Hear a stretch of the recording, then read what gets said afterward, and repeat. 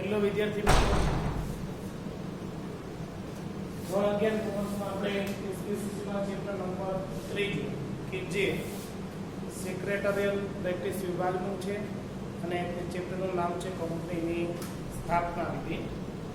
આ ચેપ્ટર પૈકી સૌથી અગત્યનો હિસ્સો છે, બરોબર. પરંતુ એમાં કંપનીના જે 30% જે અભ્યાસક્રમમાં જે ઘટાડો થયો છે તેમાં આપણે કંપનીના લક્ષણો સમજવાના નથી, બરોબર. એ પૈકી અહીંયા કંપનીનો અર્થ અને તેની વ્યાખ્યા, કંપનીની સ્થાપના વિધિના તબક્કા આપણે સમજવાના છે.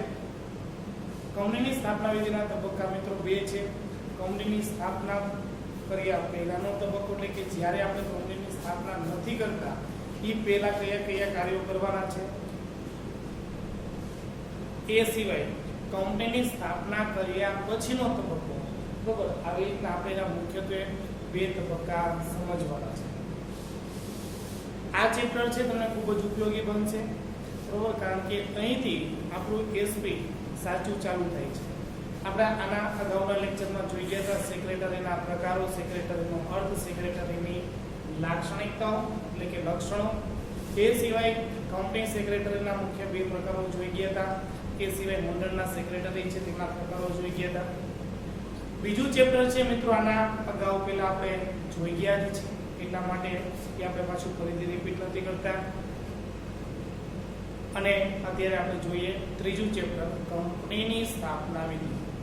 હવે મિત્રો સૌથી પહેલા તો આપણે કે ધંધો ચાલુ છે, બરોબર, ધંધો સ્થાપવો છે, તો ધંધાની શરૂઆત છે થાય છે કેવી રીતે એ તમે બીએમાં ભણી ગયા છો.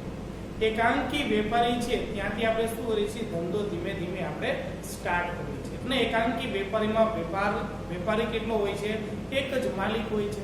એક જ માલિક હોવાના નાતે આપણે એને કહીએ છીએ શું કહેવાય છે, એકાંકી વેપારી છે. એને આપણે કીધું વૈયક્તિક માલિકીનો વેપાર. પરંતુ એકલો જ વેપાર કરતો હોવાથી એ ધંધાનો વિકાસ કરતો જાય, એનો વિકાસ છે થતો જાય, એટલા માટે બધા જ કાર્યોમાં પહોંચી શકતો નથી. એટલા માટે આપણે ધીમે ધીમે એકાંકી વેપારીની મર્યાદાના કારણે બીજું ધંધાકીય સ્વરૂપ અસ્તિત્વમાં આવે છે અને તેનું નામ આપ્યું આપણે ભાગીદારી પેઢી. ભાગીદારી પેઢીમાં પણ આપણે જોઈ ગયા છીએ કે એમાં વધુ ભાગીદારો છે, ઓછામાં ઓછા 2 હોવા જોઈએ, વધુમાં વધુ 50 ભાગીદારો હોવા જોઈએ. પરંતુ તેમાં પણ લિમિટ છે. હા, ગમે તેના તમે ભાગીદારો રાખો, પરંતુ ધંધો છે એના કરતાં આપણે વધારવો છે, બધા જ ભાગીદારો છે પૂરતું ધ્યાન આપી ન શકે. એટલા માટે છે આપણે શું કરીએ છીએ, તો મોટા પાયે ચીજ વસ્તુનું ઉત્પાદન કરીએ છીએ અને ચીજ વસ્તુનું વેચાણ કરીએ છીએ. પરંતુ આમાં એટલા ભાગીદારો છે પૂરતા છે નહીં. હવે તો આપણે આ ભાગીદારી પેઢીની મર્યાદાના કારણે આપણું આ ધંધાકીય એકમમાં કંપનીનું સ્વરૂપ અસ્તિત્વમાં આવે છે, બરોબર. એટલા માટે કહી શકાય કે એક ધંધાકીય વ્યવસ્થાના સ્વરૂપની મર્યાદા બીજા ધંધાકીય વ્યવસ્થાના સ્વરૂપનું કારણ હોય. હા, એકાંકી વેપારીની શું મર્યાદા હતી, તો કે ઓછી મૂડીથી ધંધો કરતો હતો. ભાગીદારી પેઢીમાં તો બીજા ભાગીદારો આવે અને મૂડી લઈને આવે, એટલા માટે અહીંયા મર્યાદા થોડીક દૂર થઈ જતી. પરંતુ તેમાં પણ વધારે આપણે જો મૂડી મૂકવી હોય તો તેમાં પણ ભાગીદારો પૈસા કાઢવાની એની પણ મર્યાદા છે, બરોબર. એટલા માટે એકાંકી વેપારીની મર્યાદાના કારણે ભાગીદારી પેઢીનો ઉદ્ભવ થયો અને ભાગીદારી પેઢીની મર્યાદાના કારણે આપણે ત્રીજી સ્વરૂપ જેને કહી શકાય કંપનીનું સ્વરૂપ અસ્તિત્વમાં, બરોબર. પરંતુ હવે આવડી મોટી આપણે કંપની બનાવી છે તો આપણને એક તો વિચાર આવે કે આવડી મોટી કંપની બનાવવા માટે કયા કયા દસ્તાવેજોની જરૂરિયાત પડે, એમાંથી કયા પ્રકારની પ્રક્રિયામાંથી આપણે પસાર થવું, બરોબર ને. આવડી મોટી કંપની ઊભી કરે છે પરંતુ એમના તો મિત્રો ઊભી થઈ જતી નથી. એટલા માટે અહીંયા કંપનીની સ્થાપના વિધિને વિગતવાર તમને સમજાવવામાં આવેલી છે. એમાં તો કે કંપનીની સ્થાપના જે કરવી છે એ પહેલાના કયા કયા કાર્યો કરવાના છે અને કંપનીની સ્થાપના કર્યા પછી કયા કયા કાર્યો હાથ ધરવાના છે. એટલે એની સ્થાપના પહેલાનો તબક્કો અને એની સ્થાપના કર્યા પછીનો તબક્કો એ અહીંયા આપણે સમજીશું. પરંતુ જોઈ લઈએ થોડીક એની પ્રસ્તાવના અને થોડીક એની અર્થ અને વ્યાખ્યા આપણે જોઈએ. તો અહીંયા તમને કીધું છે વાણિજ્ય વ્યવસ્થા સ્વરૂપમાં વિશાળ વેપાર માટે કંપની સ્વરૂપ ખૂબ જ અનુકૂળ વ્યવસ્થા છે. જો તમારે મોટા પાયે ધંધો વ્યવસાય કરવો છે બરોબર, તો એની માટે તો કંપની સ્વરૂપ જે છે બરોબર એ જ અનુકૂળ છે. કંપની છે કૃત્રિમ વ્યક્તિત્વ ધરાવે છે. બરોબર, કંપની કેવા પ્રકારનું વ્યક્તિત્વ ધરાવે છે? તો કૃત્રિમ, ધારાસર્જિત કૃત્રિમ વ્યક્તિ છે. કેમ? કારણ કે જાતે જ તે બોલીચાલી લખી શકતી નથી, પરંતુ તેને અસ્તિત્વમાં લાવે છે કોણ? તેને અસ્તિત્વમાં લાવનાર છે જીવંત વ્યક્તિ છે, ના માલિકો અસ્તિત્વમાં લાવે છે. એટલા માટે કીધું છે કે કંપની છે કૃત્રિમ વ્યક્તિત્વ ધરાવે છે. તેનું કાયદાકીય વ્યક્તિત્વ આપોઆપ અસ્તિત્વમાં આવતું બરોબર, એ જાતે અસ્તિત્વમાં આવે છે, એ જાતે કંપની ઊભી થઈ જાય છે, જાતે જેનું સંચાલન થાય છે ના, પરંતુ તે કંપનીને ચલાવવા માટે કોણ છે? તો કે જીવંત વ્યક્તિ છે, તો જ આ કંપની ચાલશે. અસ્તિત્વમાં આવવા માટેની વિધિ જટિલ અને લાંબી છે. જો તમારે કંપની બનાવવી હોય તો એની વિધિ કેવી છે? લાંબી, જટિલ, અટપટી અને ખર્ચાળ છે. અને એકાંકી વેપારીમાં તો તમે આ 10,000 15,000 રૂપિયા તમારી પાસે છે, બજાર ઉપર તમે ઢગલો કરીને ચીજવસ્તુનું વેચાણ ચાલુ કરી દો, એકાંકી વેપારી સ્વરૂપ થઈ ગયું. એની માટે તમારે કોઈ પણ રજીસ્ટર કરાવવાની, ધંધો રજીસ્ટર નોંધાવવાની કોઈ જરૂરિયાત નથી. કોઈ મોટી દુકાન કે એવું કોઈ બનાવવાની જરૂરિયાત નહીં પડે. પરંતુ આવડી મોટી આપણે કંપની કરીએ છીએ બરોબર, એટલા માટેના દસ્તાવેજો પણ તૈયાર કરવા પડશે. બધા જ પ્રકારના તમારી પાસે માણસો પણ હોવા જોઈએ, યંત્ર સાધન સામગ્રી પણ હોવી જોઈએ. કાચો માલ ક્યાંથી લાવશો? બધું જ આપણે શોધવાનું છે. અને 2-5 વર્ષ પૂરતું જ નથી આ વિચારવાનું. આપણે તો આ જીવન કાચો માલ સામાન ન મળે તો શું આપણે કંપની ત્યાં આપણે બંધ કરી દેશું? ના, એટલા માટે આપણે લોંગ વિચારવાનું છે, લાંબુ વિચારવાનું છે. એટલા માટે જ અહીંયા કીધું છે કે તેનું અસ્તિત્વ આપોઆપ અસ્તિત્વમાં આવતું નથી, પરંતુ આ અસ્તિત્વમાં આવવા માટેની વિધિ એવી છે જટિલ અને લાંબી વિધિ છે. બરોબર, સરકારી કામકાજોમાં તમારે દસ્તાવેજો કરવાના છે તો સરકારી ઓફિસે તમારે દોડા પણ કરવા પડશે. થાકી જવાય, કારણ કે કેમ? કારણ કે આ ખૂબ જ અટપટી વિધિ છે. વૈયક્તિક માલિકીની સ્થાપના સરળતાથી થઈ શકે છે. એકાંકી વેપારી તમારે બનવું છે, દુકાન ચલાવી છે, કેબિન ચલાવવું છે, તમે સરળતાથી વેપાર તમે કરી શકશો. પરંતુ આપણે તો આ કંપની બનાવી છે, એના માટે થોડુંક વિચારવું પડશે. ભાગીદારી પેઢીનું સ્વરૂપ વૈયક્તિક માલિકી કરતા વિસ્તૃત છે. એકાંકી વેપારી કરતા પણ કયું સ્વરૂપ મોટું છે? ભાગીદારી પેઢીનું. અને ભાગીદારી પેઢી કરતા પણ કોનું સ્વરૂપ મોટું છે? કંપની સ્વરૂપ. પરંતુ હા, ભાગીદારી પેઢી અસ્તિત્વમાં આવે છે, પરંતુ તમારે તેની નોંધણી કરાવવી ફરજિયાત છે, મરજિયાત કીધી છે. જો તમારે શેઠ માટે આ નોંધણી કરાવવી હોય તો તમે કરાવી શકો છો. તેની સરખામણીમાં કંપનીની સ્થાપના વિધિ કોની? તો કે ભાગીદારી પેઢીની સરખામણીમાં કંપનીની સ્થાપના વિધિ લાંબી, અટપટી અને ખર્ચાળ છે. ઘણા બધા દસ્તાવેજો તૈયાર કરવાના છે. અહીંયા તમારે નોંધણી ફી આપવાની છે, ઘણા બધા ખર્ચ થશે. પાછું કંપની ધારાની જોગવાઈનું પાલન, જરૂરી દસ્તાવેજોની નોંધણી અને કાનૂની પ્રક્રિયાઓ પૂર્ણ કર્યા બાદ કંપની અસ્તિત્વમાં આવે છે. આ કોઈ નાની મોટી બાબત નથી. કેમ? કારણ કે પાછું આ કંપનીને અસ્તિત્વમાં લાવવા માટે નવો કંપની ધારો જે સરકારનો જે 2013 નો છે ને, એમાં જે ધારાકીય જે ફરજો છે ને, એને સાથે રાખીને તમારે આ ચલાવવાનું છે. એમાં જો કોઈ પણ એક પણ કંપની ધારાની જોગવાઈનું ઉલ્લંઘન થયું ને, તો પાછી દીવાની કે ફોજદારી જવાબદારી અંતર્ગત આપણે દંડ અથવા તો જેલની સજા ભોગવવા માટે મિત્રો આપણે તૈયાર રહેવા. એટલા માટે એ કીધું છે કે જે કંપની ધારાની જે જોગવાઈ છે તેને જોડે રાખવાની છે, એનું પાલન કરવાનું. આવી રીતે કૃત્રિમ કાનૂની વ્યક્તિત્વને અસ્તિત્વમાં લાવવાનું કાર્ય કરનારને સ્થાપક, પ્રયોજક કે પ્રવર્તક તરીકે ઓળખવામાં આવે છે. ત્યાં મિત્રો અંડરલાઈન કરજો. ત્યાં કૃત્રિમ કાનૂની વ્યક્તિત્વને અસ્તિત્વમાં લાવવાનું કાર્ય કરનારને એટલે કે જે આ કંપનીને અસ્તિત્વમાં લાવવાનું કાર્ય કરે છે, તો અસ્તિત્વમાં લાવવાનું કાર્ય કરે છે કોણ? તો કે એના માલિકો. તો એને શું કીધું? તો કીધું છે કે અસ્તિત્વમાં લાવવાનું કાર્ય કરનારને સ્થાપક, માલિક કીધો, સ્થાપક, પ્રયોજક કે પ્રવર્તક અથવા તો પ્રમોટર્સ તરીકે ઓળખવામાં આવે છે.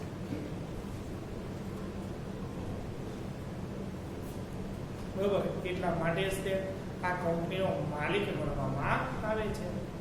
પણ ખાસ ધ્યાન આપજો, જે કંપનીને અસ્તિત્વમાં લાવે છે તેને શું કહેવાય? સ્થાપક, પ્રવર્તક અને પ્રમોટર્સ કહેવાય. પરંતુ જોઈને ખાલી કંપની સ્થાપવાનો માત્ર ને માત્ર મગજમાં વિચાર આવે ને તો એને આપણે પ્રવર્તન કહેશું. ધ્યાન આપજો, એને શું કહેવાય?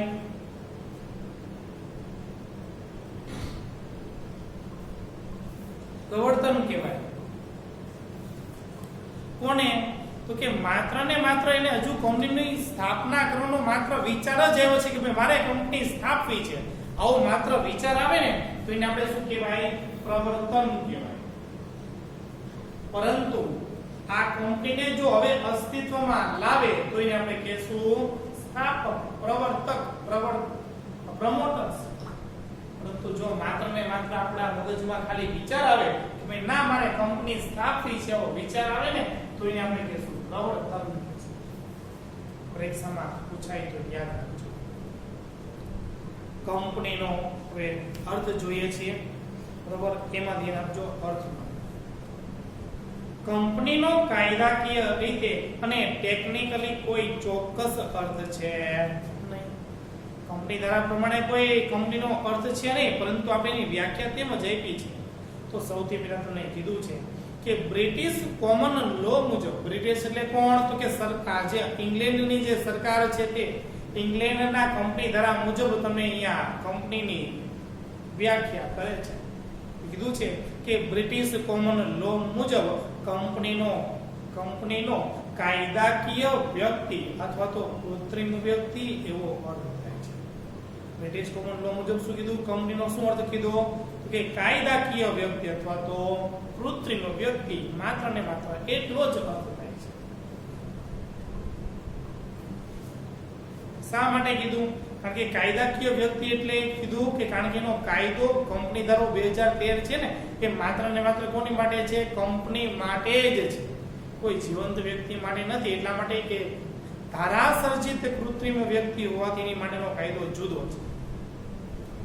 જીવંત વ્યક્તિ હોય તો તેના માટેના પણ કાયદા જુદા છે.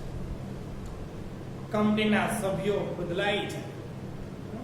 એક વ્યક્તિ મૃત્યુ પામે તો એની જગ્યાએ બીજો વ્યક્તિ આવે, સભ્યો બદલાઈ જાય, નિવૃત્ત થાય કે મૃત્યુ પામે તો પણ કંપનીના અસ્તિત્વ ઉપર કોઈ જ અસર પડતી નથી. કોઈ પણ મૃત્યુ પામે, નાદાર જાહેર થાય, ગમે તે પોઝિશન થાય, પરંતુ કંપનીના અસ્તિત્વ ઉપર એક પણ અસર જણાતી નથી. કેમ? કારણ કે કૃત્રિમ વ્યક્તિ છે, બરોબર? જીવંત વ્યક્તિ નથી, એટલા માટે એની ઉપર કઈ અસર નથી થતી. પરંતુ પાછું તેનું સંચાલન કરવા માટે જીવંત વ્યક્તિ તો છે જ. તે બદલાય છે કોણ? તો કે જીવંત વ્યક્તિ બદલાય છે, કૃત્રિમ વ્યક્તિ નથી બદલાતી. વ્યાખ્યા તમને સમજાવતા કીધું છે કે કંપની ધારા 2013 પ્રમાણે કંપની એટલે કંપની ધારા 2013 પ્રમાણે સ્થપાયેલી કે આ પહેલા કોઈ પણ કંપની ધારા પ્રમાણે સ્થપાયેલી કંપની. કંપની એટલે શું કીધું? કે જો તમે કંપની નવા કંપની ધારા 2013 પ્રમાણે બનાવેલી હોય તો તેવી કંપનીને પણ શું કહેવાય? કંપની જ કહેવાય. કે તમે દાખલા તરીકે 2014 માં કંપની બનાવી, બરોબર? તો એને શું કહેવાય? કંપની જ કહેવાય. પરંતુ એને કયો ધારો લાગુ પડે? નવો કંપની ધારો 2013, બરોબર? અને ઈ પહેલા 1970 માં તમારી પાસે કંપની હોય તો એને શું કહેવાય? કંપની જ કહેવાય. પરંતુ ત્યારે એને કંપની ધારો કયો લાગુ પડે? તો કે 1956 નો કંપની ધારો લાગુ પડે. ત્યારે આપણે નવો કંપની ધારો બનાવ્યો નથી. એટલા માટે કીધું છે કે તમે જો નવા કંપની ધારા 2013 મુજબ તેના નીતિ નિયમોનું પાલન કરીને કંપની બનાવેલી હોય તો પણ કંપની કહેવાય. અને 1956 ના કંપની ધારાનું નીતિ નિયમોનું પાલન કરીને કંપની બનાવેલી હોય તો પણ તેને આપણે શું કહેવાય? કંપની જ કહેવાય. હવે અત્યારે આપણે નવા કંપની ધારા 2013 નો કંપની કાયદો આપણે ચાલે છે, બરોબર? એ પેલાની કંપની હોય અત્યારે ચાલુ તો હશે ને, કારણ કે જૂની છે એ કંપની ચાલુ હોય અને સરકાર અત્યારે જાહેર કરી દે કે 1956 પછીનો જે જૂનો કંપની ધારો છે એમાં જે નોંધણી થયેલી કંપની હોય તેને કંપની કહેવાય નહીં તો ચાલશે. તો ઘણી બધી કંપની છે પાયમાલ થઈ છે. એટલા માટે અહીંયા સ્પષ્ટ ઉલ્લેખ કરેલો છે કે જો તમે કંપની બનાવી છે પરંતુ નવા કંપની ધારા 2013 ના નીતિ નિયમોનું પાલન કરીને કંપની બનાવેલી હોય તો પણ તેને આપણે કંપની જ કહેશું. અને જૂના કંપની ધારા 2013 ના નીતિ નિયમોનું પાલન કરીને બનાવેલી કંપની હોય, સોરી 1956 ના કંપની ધારાનું પાલન કરીને બનાવેલી કંપની હોય તો પણ તેને આપણે કંપની જ કહેશું. આ નવો કંપની ધારો તબક્કાવાર લાગુ પાડવામાં આવ્યો છે, બરોબર? નવો કંપની ધારો અસ્તિત્વમાં આવ્યો છે એટલે આટલી હતી થોડીક તેની અર્થ અને વ્યાખ્યાની સમજૂતી. ત્યારબાદ મિત્રો આપણા 30% જે અભ્યાસક્રમમાં ઘટાડો થયો છે એમાં કંપનીના લક્ષણો છે નહીં, એના માટે આપણે બાકાત કરી છે. પેજ નંબર 92 પર તમને આપ્યો છે કંપનીની સ્થાપના વિધિ, બરોબર છે? તો સૌથી મિત્રો આ અગત્યનો પોઈન્ટ છે તમારા એકાઉન્ટમાં, બીએમાં અને એસપીમાં પણ આ જે પોઈન્ટ છે ખૂબ જ ઉપયોગી છે.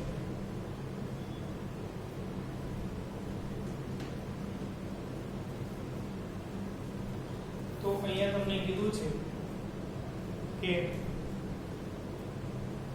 કંપનીની સ્થાપના વિધિને કેટલા તબક્કામાં વિભાજિત કરેલી છે? તો કંપનીની સ્થાપના વિધિને 2 તબક્કામાં વિભાજિત કરેલી છે, બરોબર? સૌથી પહેલા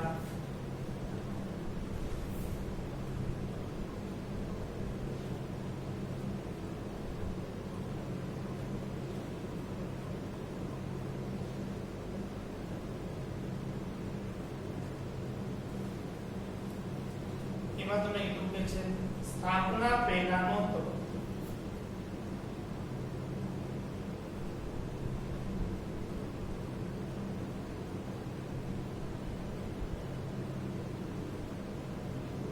અને બીજું સ્થાપના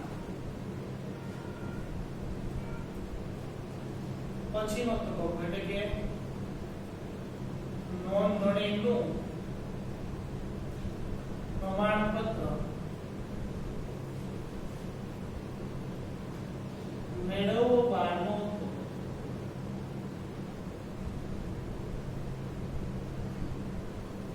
બરોબર? કંપનીની સ્થાપના વિધિના કેટલા તબક્કા છે? તો કે 2 તબક્કા છે. એની માટે સૌથી પહેલા કીધું છે કે સ્થાપના પહેલાનો તબક્કો અને બીજું કીધું છે નોંધણીનું પ્રમાણપત્ર મેળવવાનો તબક્કો. એટલે અહીંયા સૌથી પહેલા આપણે જોઈએ છે કંપનીની સ્થાપના કરવામાં ઘણી બધી કાયદાકીય જોગવાઈઓનું પાલન કરવું પડે છે. ઘણી બધી જોગવાઈઓ છે એને જોડે રાખવાની, સાથે રાખવાની. કેમ? એટલા માટે જ તે જે આ કાયદા કાનૂનનું જે જ્ઞાન છે ને એ આપણી પાસે નથી, એટલા માટે જ તે આપણે સૌથી પહેલા જે ચેપ્ટરમાં કંપની સેક્રેટરીની સ્થાપના કરી દીધી હતી. એને જ્ઞાન છે કોનું? કંપની ધારાની જોગવાઈ. સ્થાપના વિધિ જટિલ અને ખર્ચાળ છે, અઘરી છે, ખર્ચાળ છે. આ કાર્ય અચાનક થઈ જતું નથી, ઘણી બધો સમય પણ માંગી લેશે. એના માટે જે આ તબક્કા છે એમાંથી આપણે પસાર થવું પડશે. સ્થાપના પહેલાનો તબક્કો એટલે કે નોંધણી પહેલાનો તબક્કો અને બીજું છે નોંધણીનું પ્રમાણપત્ર મેળવવાનું. તો અહીંયા સૌથી પહેલા સ્થાપના પહેલાના તબક્કામાં એટલે કે નોંધણી પહેલાના તબક્કામાં તમને કીધું છે આ કંપનીની સ્થાપનાનો પ્રથમ તબક્કો છે. કંપનીની સ્થાપનાનો સૌથી પ્રારંભિક તબક્કો છે. આ તબક્કામાં કંપની સ્થાપનાની વ્યવહારુ શક્યતા, સાધનોની ઉપલબ્ધિ અને મૂડી વિશે તપાસ કરવામાં આવે છે, બરોબર? કારણ કે હજુ તો આપણે કંપની બનાવવાની છે, સ્થાપવાની છે, એટલા માટે આપણે શું કરવું પડશે? તો કે ક્યાં જમીન ફાળવશું, ક્યાં જમીન ક્યાં કંપની બનાવશું? અહીંયા આપણને જમીન એટલી મળી રહેશે, ત્યાંથી કાચો રો મટીરિયલ્સ મળી રહેશે, આપણને વીજળી મળી રહેશે, રોડ રસ્તા મળી રહેશે, બજાર મળી રહેશે કે કેમ? આ બધી જ બાબતોનો સૌથી પહેલા છે ને વિચાર કરવામાં આવે છે. આમ કંપનીની સ્થાપના ના નીચેના તબક્કામાંથી પસાર થાય છે. તે પહેલા સૌથી પહેલા જોઈએ સ્થાપના પહેલાનો તબક્કો. બરોબર?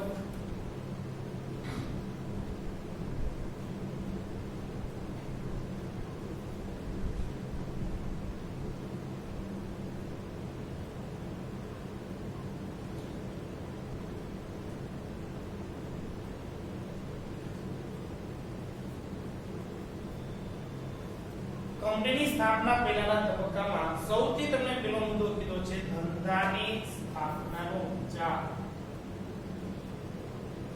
ધંધાની સ્થાપનાનો વિચાર. બીજું છે પ્રાથમિક તપાસ.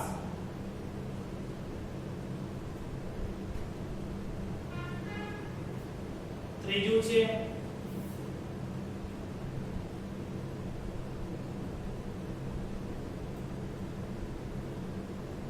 વિગતવાર તપાસ અને ચોથું છે સંસાધનોની સગવડ.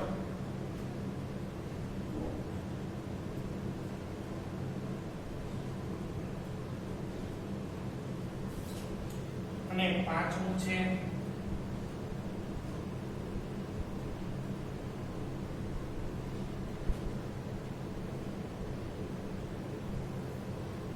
નાણાકીય વ્યવસ્થા.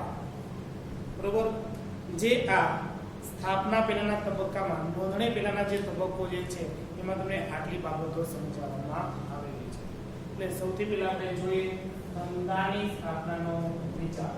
કંપનીની સ્થાપના પહેલાના તબક્કામાં તમને એવું પૂછે કે કંપનીની સ્થાપના પહેલાના તબક્કામાં અથવા તો તબક્કાઓ સમજાવો. કંપનીની સ્થાપના પહેલાના તબક્કાઓ વિગતવાર સમજાવો, આવો પ્રશ્ન પૂછાય તો ધંધાની સ્થાપનાનો વિચાર, પ્રાથમિક તપાસ, વિગતવાર તપાસ, સંસાધનોની સગવડ અને નાણાકીય વ્યવસ્થા. જે આ મુદ્દા છે એ આપણી સ્થાપના પહેલાના તબક્કા છે. તો સૌથી પહેલા આપણે જોશું ધંધાની સ્થાપનાનો વિચાર. આપણે આ ધંધો બનાવી છે, હજુ ધંધો સ્ટાર્ટ કરવો છે, તો આપણે તો પહેલા એ વિચાર કરવાનો છે કે આપણે શેનો ધંધો કરવો છે. જેનો તમારે ધંધો કરવો છે એ આપણને પેલા કાચી વસ્તુ મળશે કે કેમ? આ પાછી કાચી વસ્તુ છે 2-5 વર્ષ સુધી નથી મેળવવાની. જ્યાં સુધી આપણી આ કંપની ચાલે ને ત્યાં સુધી મળી રહેવી જોઈએ. એક વેપારી ના પાડે કે ના હું તમને 2 વર્ષ પછી માલ સામાન નહીં આપું તો આપણે શું આ કંપની બંધ કરી દેવાય? ના. બાબત બીજું કે ટેકનોલોજી પણ આપણે પુષ્કળ પ્રમાણમાં જોશે ને, એટલે તે વસ્તુનું ઉત્પાદન કરવા માટે સાધન સામગ્રી આપણને બજારમાં મળી રહેશે. આપણા દેશમાંથી મળશે, વિદેશમાંથી લાવવી પડશે. બરોબર ને? એટલે ટેકનોલોજી. ત્રીજું કે આ બધા જ સાધનો જે છે ને ભેગા કરવા માટે તો કે મૂડી કેટલા રૂપિયા જોશે? મૂડીની પણ વ્યવસ્થા કરવાની છે. બધું જ છે, પરંતુ ટેકનોલોજીને યોગ્ય રીતે ચલાવવા માટે આપણને કોઈ સારો કર્મચારી ન મળે તો કર્મચારી પણ આપણે જોઈએ. ત્રીજું કે તમારી પાસે બધી જ બાબતો છે, વસ્તુનું ઉત્પાદન પણ હવે ચાલુ થઈ ગયું છે, પરંતુ એના ગ્રાહકો બજારમાં છે કેટલા? ગ્રાહકોની પણ તપાસ કરવાની. આ બજાર કયા કયા દેશોમાં પ્રચલિત છે, જે આપણે વસ્તુનું ઉત્પાદન કરવાનું છે એ વસ્તુ કયા કયા દેશોમાં વેચાય છે એ પણ તપાસ કરો.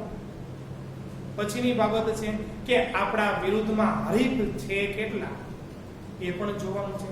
એટલા માટે જ અહીંયા કીધું છે એક નાની ટાંકણીથી માંડીને તમારે તમામ બાબતોનો અહીંયા વિચાર કરવો પડશે. અને એમાં જો તમે સેજ પણ થોડીક પણ ક્ષતિ રહી ગઈ, વિચારવામાં ભૂલ થઈ ગઈ, બરોબર, તો પછી આગળ જતા પછી આ પ્લાનને આપણે રોકવો ખૂબ જ કઠિન છે. એટલા માટે જ તમે જો કોઈ પણ કંપની છે બંધ થવાનું મુખ્ય કારણ શું છે? તમે આવું ક્યાંક ને ક્યાંક સાંભળેલું હશે કે આ કંપની બંધ થઈ ગઈ, બરોબર ને? એનું મુખ્ય કારણ શું છે? કારણ કે એમાં થોડીક તેને વિચારવામાં શું ભૂલ થઈ ગઈ હોય, કોઈનું સાચું છે સલાહ માર્ગદર્શન ન લીધી હોય, તો કદાચ આવું બને. આપણે તો કંપની બનાવી હતી, પરંતુ એવું પણ બને કંપની બનાવતા પહેલા આપણે દેવું પણ થઈ જાય. એટલા માટે અહીંયા કીધું છે કે ધંધાની સ્થાપનાનો સૌથી પહેલા આપણે વિચાર કરવાનો છે. કેવા પ્રકારનો વિચાર કરે છે તો એની માટે અહીંયા કીધું છે, કંપની સ્વરૂપમાં ધંધાની સ્થાપના અંગેનો ખ્યાલ એક વ્યક્તિને કે વ્યક્તિના સમૂહને ઉદ્ભવે છે. સૌથી પહેલા તો આપણી માટે બાબત એ જરૂરી છે કે આપણને કે ધંધો સ્થાપવા માટેનો વિચાર પહેલા આવવો જોઈએ. બરોબર ને? કોઈને વ્યક્તિને સારો વિચાર ન આવે તો શું ધંધો કરશે? વ્યક્તિને એવો તો વિચાર આવવો જોઈએ, ના મારે ક્યાંય ગેરેજ બનાવવું છે, મારે ક્યાંય છે આ સિંગ ભજીયાની કે કેવી રીતે મારે કંઈક લારી કાઢવી છે, મારે આવા પ્રકારનો કંઈક ધંધો કરવો છે, એવો એને પહેલા તો વિચાર તો મગજમાં આવવો જોઈએ ને. બરોબર? એક વ્યક્તિને આવે તોય ભલે, ને વ્યક્તિના સમૂહને આવે ને તોય ભલે. દિવાળી નજીક આવે છે, મિત્રો નવરા બેસે છે, બે ત્રણ મિત્રો નવરા છે, બરોબર, પરંતુ એને એવો વિચાર તો આવવો જોઈએ ને કે આપણે બધા ત્રણેય કે પાંચેય મિત્રો થઈને આપણે ચાલો આપણે 2-3 હજાર રૂપિયા કાઢીને આપણે ફટાકડા લાવી અને આપણે શું કરશું, દિવાળીના દિવસોમાં આપણે વસ્તુનું વેચાણ કરશું, જે નફો આવે આપણે વેચી લેશું. આવીને માત્ર વિચાર તો આવવો જોઈએ ને. બરોબર? એટલા માટે અહીંયા તમે સૌથી પહેલા કીધું છે કે એક વ્યક્તિને અથવા તો વ્યક્તિના સમૂહને આપણે શું પહેલા થવું જોઈએ કે માત્ર ધંધાનો વિચાર મગજમાં આવવો જોઈએ કે મારે આવા પ્રકારનો કંઈક ધંધો કરવો છે. પછી નફો નુકસાન જે તમે મિત્રો ભેગા મળીને થાય છે, તો નફો નુકસાન તમે ભેગા મળીને ભાગે પડો તો વેચી લો. બરોબર ને? આ વર્ષે તમે આવી રીતના થોડા પૈસા કાઢીને તમે ધંધો સ્ટાર્ટ કરો. આવતા વર્ષે પણ તમે એવું કરશો કે પાછી દિવાળી એવી છે, ત્રણેય મિત્રો ભેગા થાવ અને 2-5 હજાર રૂપિયા કાઢીને શું કરશો, ફટાકડા લાવો અને વેચો. વારાફરતી જ્યાં તમે સ્ટોર રાખ્યો હોય અથવા તો જ્યાં તમે ધંધો કરતા હોય ત્યાં તમે વારાફરતી દુકાને બેસો, ધંધો કરો. બરોબર ને? આજે આપણને 3000 રૂપિયા નફો મળ્યો, એક દિવસ એવું થાય કે 5000 મળે, ઓલા વર્ષે આપણને 10000 મળે, 25000, 20000, આવી રીતના આપણને ધંધો જામતો જાય. પરંતુ આ ધંધાનો આપણા મગજમાં વિચાર આવો ને, એ જ મોટી સૌથી અગત્યની બાબતો છે. પછી તે વ્યક્તિ હોય તોય ભલે અને 5, 10, 20, 25, 50, 100, 500 જણાનું ગ્રુપ હોય તો પણ ભલે. આ એક નાનકડો એવો ખ્યાલ છે ને, એ આપણા ધંધાની સ્થાપના તરફ આપણને દોરી જાય છે. હા, પેલા તો તમે નાના પાયે ધંધો કર્યો ને, પરંતુ હવે તમને એવું થશે કે ના, હવે તો ઉત્તરાયણ નજીક આવે છે, આપણે પતંગ લાવીને આપણે ધંધો કર્યો. બરોબર? એમાં પાછા આપણને કંઈક પૈસા મળે. બરોબર? પાછું કંઈક આગળ સિઝનેબલ ધંધો આવશે, ત્યારે તમે પૈસા કાઢીને ધંધો કરશો. એટલા માટે કીધું છે કે આવો પ્રકારનો એક નાનકડો એવો વિચાર છે ને, આપણને ધંધાની સ્થાપના કરવા તરફ દોરે છે. અને એક સમય એવો આવશે કે તમે ત્રણેય કે પાંચેય મિત્રો હશો ને, તમારી પાસે મોટો દુકાનદાર હશે, તમે મોટા શોરૂમના માલિક હશો. અને પછી માલિક નહીં, હવે તો આપણે તમે એવું વિચાર કરશો કે હવે તો આપણે શું બનાવવું છે, કંપની બનાવી છે, વેચવા નથી ફટાકડા ઉત્પાદન કરવા માટે હવે શું કરવું, એની તપાસ, હવે એની તમે તપાસ કરશો. એટલા માટે કીધું છે કે ધંધાની સ્થાપના તરફ આ એક માત્ર વિચાર આપણને દોરી છે. પરંતુ આવા પ્રકારનો વિચાર છે કોના મગજમાં આવવો જોઈએ, કોઈ પણ વ્યક્તિના મગજમાં વિચાર આવવો જોઈએ. સ્થાપકના આ બીજારોપણ એટલે શું, હજુ તો તમારા મનમાં આનું બીજ રોપાય છે, કેનું, ધંધો સ્થાપનાનું. એટલે કે સ્થાપકના આ બીજારોપણને તેની કલ્પના શક્તિ, કલ્પના એટલે કે તમે શું કરો છો, વિચાર કરો છો. આપણે વિચાર આવશે ને, આપણે રાત્રે નિંદર ન આવે તો ભાઈ મારે કાલે ઉઠીને મારે ધંધો કરવો છે, બસ બીજું કઈ નહીં. એટલે કે તેની કલ્પના શક્તિને સર્જકતા પોષે છે. જ્યાં સુધી તમે આ ધંધો મોટા પાયે ન જમાવો ત્યાં સુધી તમે છે પગ વાળીને બેસશો નહીં, કારણ કે આપણે એમાં રસ છે, આપણે એમાં રુચિ છે. સર્જકતા પોષે છે. ધંધો આપણે ચાલુ કરી છે, તેમાં રહેલા જોખમો ઉઠાવવા તૈયાર છે. ગમે તે થાય મારે આ ધંધો કરવો છે, એટલા માટે કીધું છે કે તેમાં રહેલા જે જોખમો છે એ પણ આપણે ઉઠાવવા માટે તૈયાર થઈ છે. અને માનવ શક્તિ તેમજ માલ સામાનને ક્રિયાશીલ કરી ધંધા તરફ વાળે છે. માનવ શક્તિ એટલે તો શું? તમારે જેટલા કર્મચારી બજારમાં જોતા હોય ને એટલા મળશે. 50 રૂપિયામાં, 100 રૂપિયામાં, 500 રૂપિયામાં, 1000 રૂપિયામાં જેવો કર્મચારી જોઈએ એવો કર્મચારી મળે છે. માનવ શક્તિ એટલે કે શ્રમનો પુરવઠો તો આપણા બજારમાં વિપુલ છે. માનવ શક્તિ અને માલ સામાન એટલે કાચું મટીરીયલ પણ આપણા બજારમાં ઉપલબ્ધ છે. માલ સામાન અને માનવ શક્તિને ક્રિયાશીલ કરી શું કરે છે કે ધંધા તરફ વળે છે.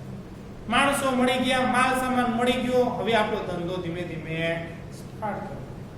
ત્યારબાદ જ તે હવે આપણી કંપની છે ને અસ્તિત્વમાં આવે છે. કારણ કે માલ સામાન મળે છે, કાચો માલ આપણે માનવ શક્તિ એટલે કે શ્રમનો પુરવઠો મળે છે, બધી વસ્તુ મળી ગઈ, મૂડી છે, પૈસા છે, આપણને લાઈટ સરકાર આપે છે, મોટા પાયે જમીન મળી જશે, બરોબર, બધી ચીજ વસ્તુ આપણને મળે. કેમ? કારણ કે આપણે સૌથી પહેલા બધી જ બાબતોનો આગળ પડતો પહેલા આપણે વિચાર કર્યો છે. એટલા માટે જ તે મિત્રો સૌથી અગત્યનો મુદ્દો છે. મોસ્ટ એમપી વિધાન પણ સમજાવો એવો પણ પ્રશ્ન પૂછાય તો યાદ રાખજો. એટલા માટે જ તે કંપનીને પ્રવર્તકનો માનસ પુત્ર કહેવામાં આવે છે. કોને કીધું કે કંપનીને પ્રવર્તક એટલે કોણ? તો કે માલિક. કંપનીને પ્રવર્તકનો, તો કંપનીને અસ્તિત્વમાં લાવનાર કોણ? તો કે આ સ્થાપક છે ને તે. એટલા માટે કીધું કે કંપનીનો પુત્ર, માનસ પુત્ર એટલે શું? કંપનીનો માનસ પુત્ર તો કે કંપનીને છે ને આ દીકરા સમાન ગણાવે છે. કોને? તો કે સ્થાપક. કારણ કે કંપનીનો જન્મ ક્યાંથી થયો? તો કે જે આ પ્રવર્તક જે છે ને, જો એ સ્થાપક નો હોત કે માત્ર વિચાર ધંધાનો નો આવ્યો હોત ને તો આ કંપની આપણી ચાલે નહીં. એટલા માટે કીધું કે કંપનીને પ્રવર્તકનો માનસ પુત્ર કહેવામાં આવે છે, દીકરા સમાન ગણાય છે. અને પછી જ તે શું કરે છે? હવે આપણો આ બધા જ પાસેનો વિચાર કરે છે. આવો વિચારીને આવ્યો છે, મારે ધંધો બનાવવો છે, ધંધો સ્થાપવો છે, અને હવે પાછી આગળ તપાસ હાથ ધરે છે. બરોબર છે? એટલા માટે અહીંયા તમને ધંધાની સ્થાપનાનો વિચાર આવે છે અને ત્યારબાદ આપણે કંપનીની સ્થાપના કરી છે.